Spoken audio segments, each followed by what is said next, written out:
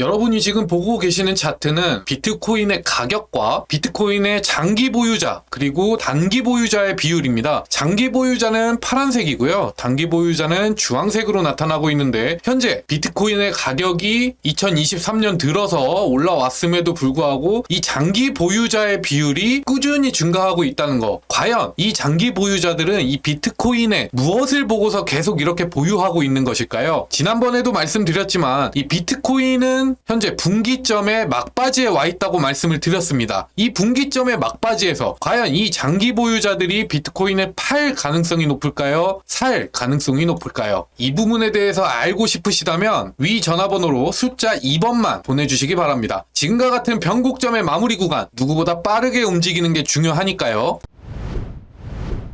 안녕하세요 여러분, 반갑습니다. 다양한 코인 뉴스를 가장 쉽고 빠르게 알려드리는 코인일보입니다. 한국이 3일 동안 연휴를 가져가는 동안에 이 비트코인의 가격이 꾸준히 상승을 했습니다. 그 이유로는 조금 이따가 자세히 살펴보겠지만 부채 한도 협상이 데드라인이 오기 전에 타결이 되면서 이 자산시장 전체에 훈풍을 불어넣었어요. 비트코인 같은 경우에는 미국이 디폴트 될 경우에 가격이 상승할 것이다 라고 주장하는 몇몇 투자자들이 있었는데 제가 계속해서 여러분들한테 말씀을 드렸습니다. 이 비트코인의 가격 근본적으로 결정짓는 것은 현금 유동성이다. 미국이 디폴트 될 경우에는 아무래도 경기 침체와 미국의 디플레이션 위기가 올 가능성이 있기 때문에 이 현금 유동성과는 굉장히 거리가 먼 상황이 펼쳐지게 되겠죠. 그렇기 때문에 이 비트코인 가격 역시 부채 한도 협상이 제때 잘 끝나게 되면서 이렇게 꾸준한 상승을 이어온 것입니다. 현재는 조금 조정을 받으면서 여기 원화로 3,680만원 선 지지라인이 나오고 있는데요. 과연 어떤 이슈가 우리가 쉬어가는 동안 비트코인 가격을 자극했고 추후에는 어떤 흐름을 만들어갈지 한번 체크를 해보도록 하겠습니다. 자, 첫 번째 뉴스는요, 미국의 하원 의장과 바이든 대통령이 부채 한도 협상 최종 타결을 했다는 소식이에요. 지난주에도 말씀을 드렸는데 어차피 해결될 이슈였다. 다만 데드라인이 점점 가까워 오고 있기 때문에 많은 투자자들이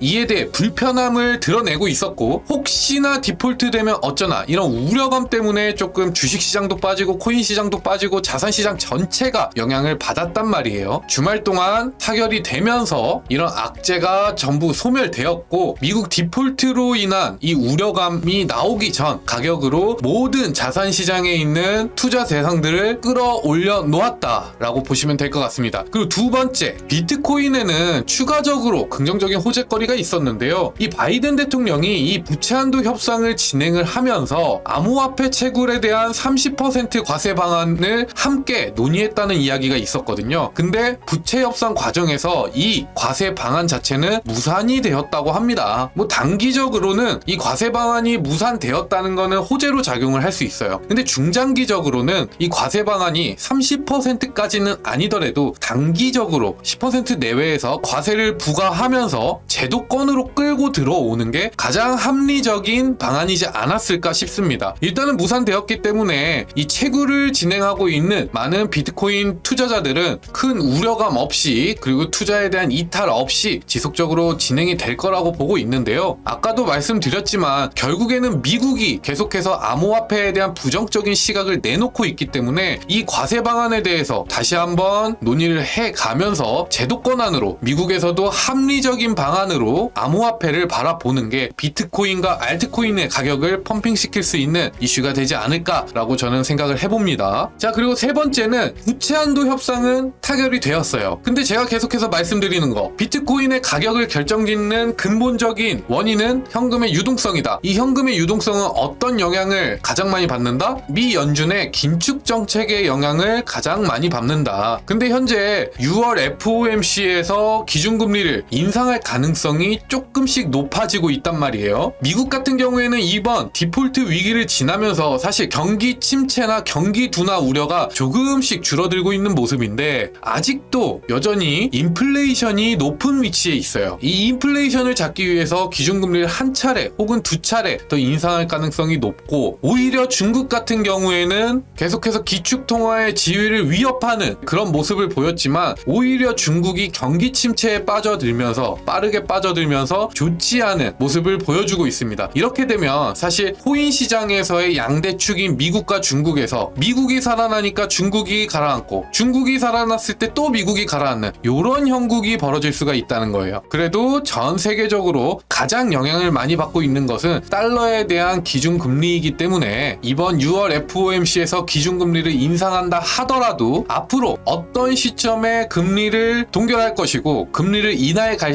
것인지 이런 명확한 시그널만 나와도 이 코인 시장은 한 차례 크게 상승할 수 있는 가능성이 있다라고 보고 있습니다. 자, 그렇기 때문에 지금 비트코인이 올라와서 한 차례 지지선을 만들어 가고 있지만 이 자리에서 6월 FOMC 결과에 따라 이탈 가능성은 충분히 높은 상황이에요. 그렇지만 아까도 말씀드렸다시피 장기 홀더들은 대부분 이 비트코인을 팔지 않고 보유하고 있죠. 무엇 때문에 보유를 하고 있을까요? 여러분, 지금의 기준금리는요, 지난 2010년 이전에 금융위기가 있었을 때를 제외하고는 최근 10년 내 가장 높은 금리를 유지하고 있어요. 그렇죠? 투자하는 환경에 있어서 가장 좋지 않은 상황이다. 그렇다면 여기서 기준금리를 한두 차례 올린다고 하더라도 향후 10년, 20년을 바라봤을 때 지금보다 기준금리가 높을 가능성은 거의 없다는 것이죠. 기준금리가 지금보다 낮아진다. 무엇을 뜻한다? 지금보다 투자 환경이 개선되는 것을 뜻한다. 투자 환경이 개선되면 어떻게 된다?